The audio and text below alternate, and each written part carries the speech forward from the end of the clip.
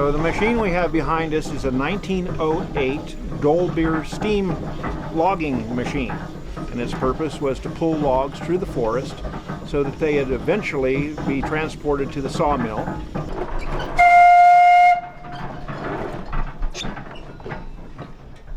So this steam engine operates essentially by a wood fire boiling a steep kettle full of water, creating steam.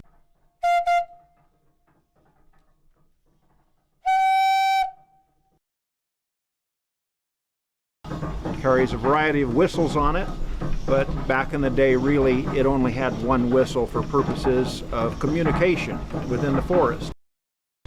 If there was a need for communication over the side of a hill, they would have what's called a whistle punk, a small boy that had a wire that was attached to the whistle, and he would watch the logging operation below and then pull the whistle at the right time so that the steam engineer could engage the machinery and pull the log up from an area where the engineer couldn't exactly see it.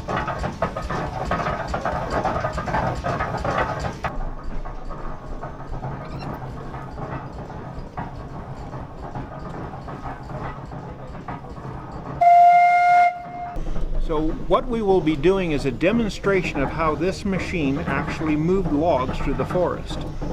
Essentially, the loggers would drop the trees and this machine would roll the logs into two-pole chutes, which is basically a road through the woods. They would drag these logs through the woods, eventually dumping them into Shaver Lake.